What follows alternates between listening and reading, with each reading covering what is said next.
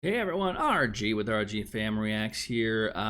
We are now on part 6, which will be the final part of our Battlestar Galactica miniseries reactions. As of right now, I've been doing this working on these edits for at least 6 hours now. And I'm uploading them as I finish them.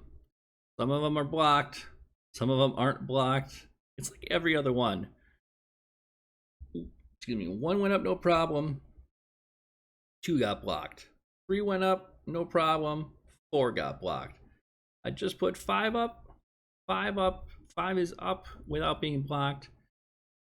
But who knows? By the time I see this, it could be blocked. I don't know. It's hard trying to figure out what will and won't get blocked. And again, the ones that are blocked, I dispute them. They'll probably be released. It's not a big deal. Just takes time. But getting past the automatic content ID thing, algorithm, it's a science. I'm not really that interested in finding, whatever. The videos will get up one way or another. So, the last episode we just got out of, our last portion of the episode was the president, telling Adema that they needed to run, and he challenged her, but then came around to his line of thinking. We also had the Cylon guy in the ship. So I will say this, at this point, obviously I've watched this whole miniseries now, so I do know at the end that he is indeed a Cylon.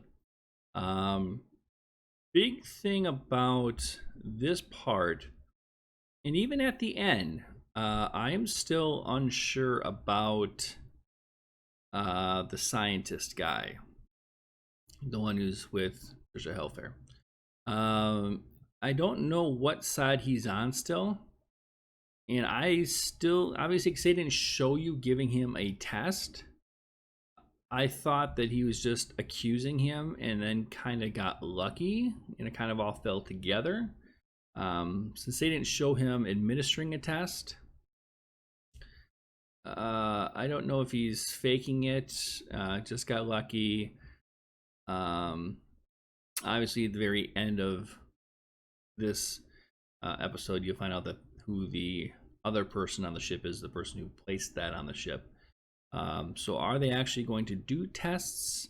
Does he actually have a test? Or is he just framing him in order to allow the finding of that device on the ship? Was he just trying to protect his own ass, which obviously he's good at, or that's his main concern, and that's what he's done this entire show so far. So I don't know yet where he's at. That is a concern of mine. Concern just about, not about the show. I mean, just the story. I don't know how far in. With Trisha Hellfair being in his head, like, what is that? Again, is she really talking to him? Is that just his subconscious dealing? Did she infect him in a way, literally, or is it just figuratively? Obviously, I would assume that they address that in the show. That's, an interesting thing as well. So let's get into it. Again, this is part 6, final part of our Battlestar Galactica miniseries. Like, comment, subscribe. Let's talk about it in the comments. Let's not talk spoilers for future episodes because I'm going to watch the show. If you want to see the full reaction, it will eventually be on Patreon. Once I'm able to upgrade my Vimeo account to give us more bandwidth, I'll be able to put the full one-shot reaction up there. So thank you for all the support. We really appreciate it. Without further ado, here is part 6 of the Battlestar Galactica miniseries.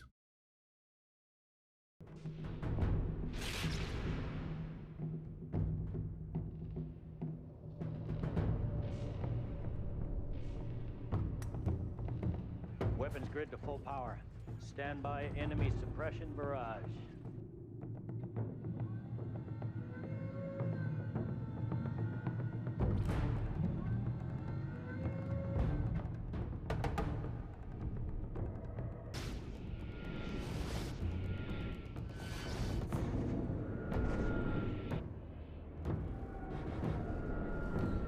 Incoming ordnance!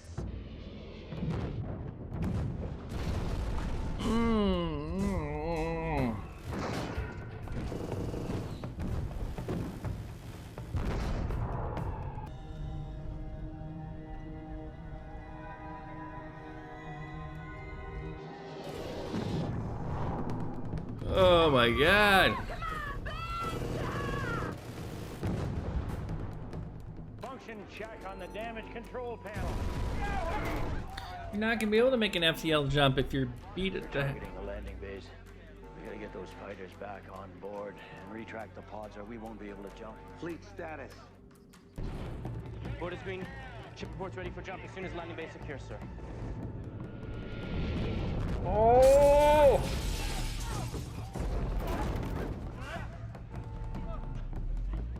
Two Vipers still out there, sir. Starbuck and Apollo. Over, just leave! Damn it, that's an order! Hey, shut up and hold still!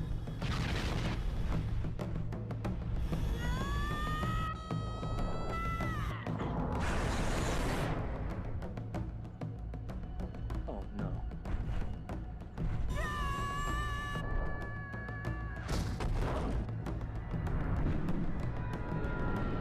That's kind of cool. Beyond insane! Kicking in the van! They're coming in. Hang on! Yeah! They're aboard. Stand by for jump.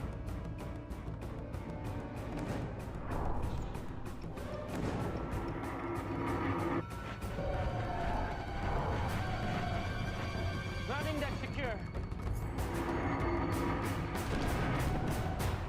Jump.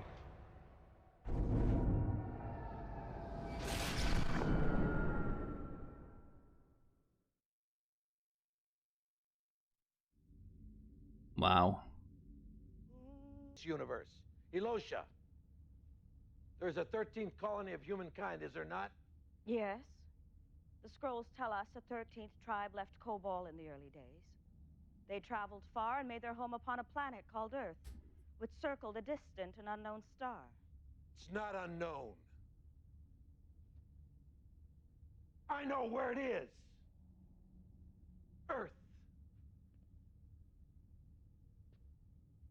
The most guarded secret we have. We shall find it. And Earth will become our new home. Cool. So say we all. So say So we say all. we all. About yesterday. During the game. Well, maybe I was out of line too.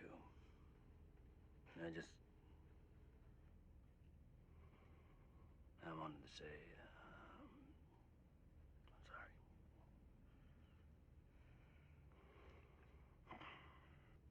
Permission to speak off the record, sir. Granted. You're a bastard. You just don't know when to keep your mouth shut, do you? There's no Earth. You made it all up. President Adar and I once talked about the legends surrounding Earth. He knew nothing about a secret location regarding Earth, and if the president knew nothing about it, what are the chances that you do? You're right. There's no Earth. What? I've given all of us a fighting chance to survive. And isn't that what you said was the most important thing? The survival of the human race. Who else knows? Making Not a babies. soul. So you'll be in charge of the fleet. Military decisions stay with me. Yes. Then I'll think about it, Madam President.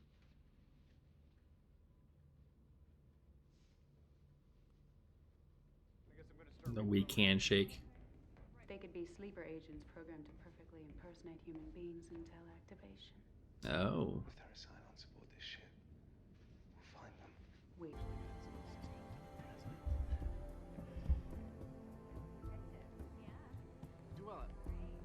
She wants to make babies.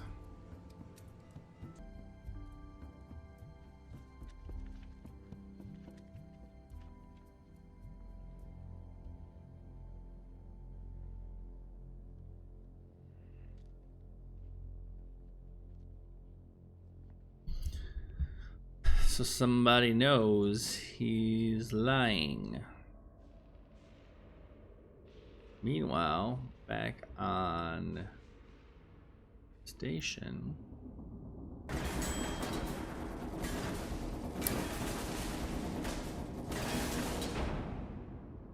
Was he an agent?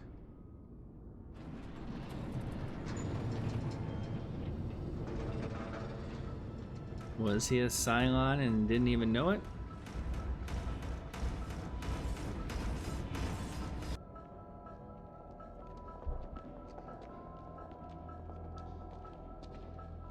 Oh. Yep. Okay, so there's 3 of the numbers. We have to get out of this storm.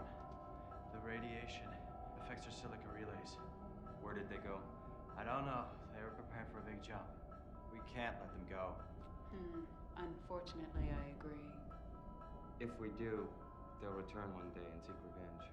It's in their nature. We have no choice. It may take several decades to track them down.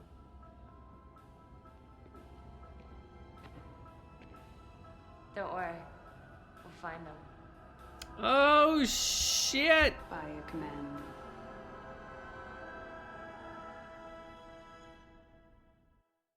Whoa. Well, that's not good. So there you have it. All 3 hours of the Battlestar Galactica miniseries. I have no idea how the hell I'm gonna edit all this up. You know, I've never took notes during any of these shows. I think I should start. First of all, I really enjoyed it, and I was pleasantly surprised. I mean, it got me anxious at parts. It got me excited at parts. Like, I didn't want to watch, so I didn't know what was going to happen. And I don't usually get that way.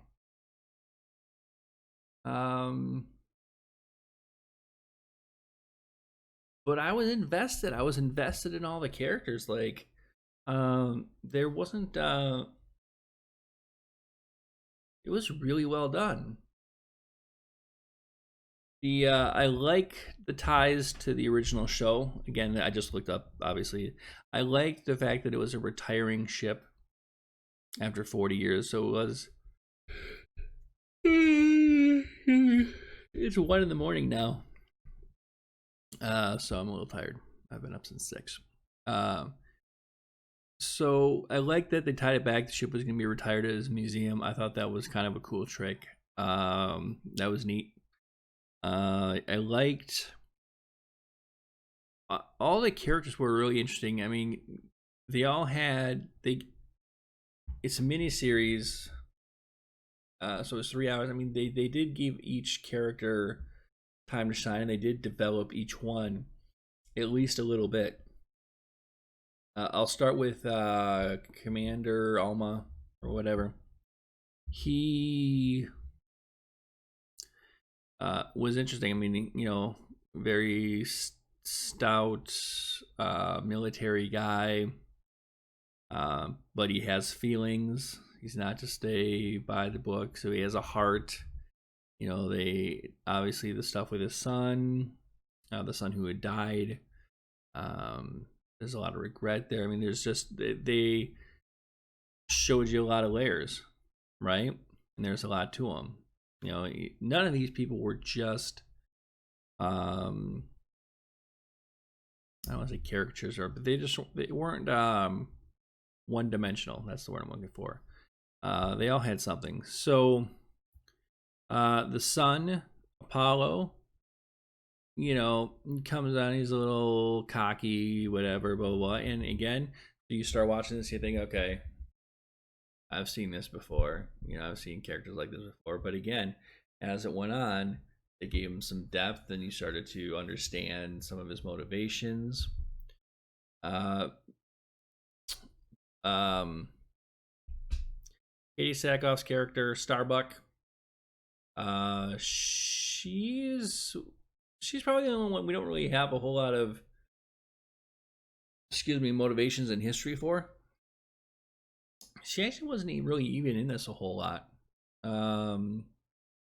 Obviously she has a history with the background, the stuff, she's obviously a little brash, a little arrogant, a little maverick, like Maverick and Top Gunny. Obviously she had some sort of relationship with the brother, but she was still interesting. I think it was interesting because she was a female character. She wasn't, she was, you don't typically see female characters who are type A's, kind of, so that was kind of cool. I liked that. Little flipping of the script there. So that's what I liked about her.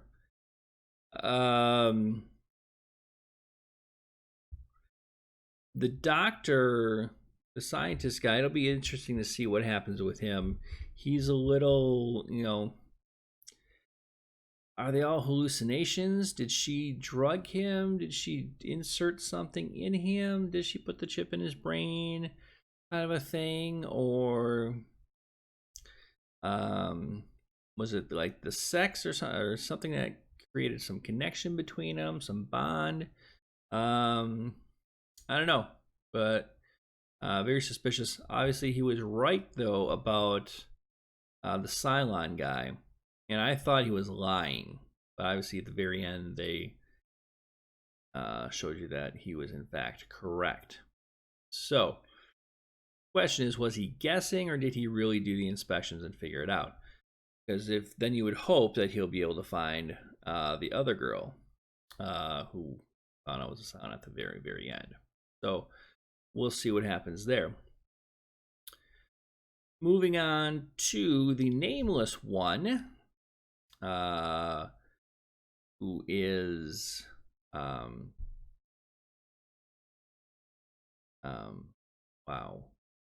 Trisha Helfer. My brain's just gone. The thing about her, the awesome thing about her, very mysterious, very controlling. Obviously she's this seductive mind control thing she does, but she wasn't on screen a whole lot, but when she did, she commanded attention. It was like okay, big bad. Like, I don't know if she is the big bad, if she's just another person, and we'll find a bigger bad, like who runs the Cylons later and all that kind of stuff. But in this show, whenever she was on screen, it was important. And it was good. So a lot of mystery there into how they work. So that's very intriguing. Captain Bailey, Commander Bailey from Mass Effect, or the XO. I don't even remember what his name is in here. His voice, you cannot unhear it. Obviously his character's got some depth. He's fighting some alcohol issues, and looks like he wants to be a better guy. The president thing, she's a secretary of education. That kind of stuff happens. I think that was kind of cool. She was just kind of thrust into it, and kind of like, they're gonna try to make it work. So I like that there was a lot of mutual respect, and it didn't go off the rails like with the Cylon guy who kept fighting everything with her at the beginning. I like that they didn't go down that road and just make it all political. That I did like it that people trusted her and respected the chain of command. Like, okay, you're the president now. I mean, there was obviously at first the commander, Paolo's dad didn't agree with her at first, but I like that there was respect given. So, um,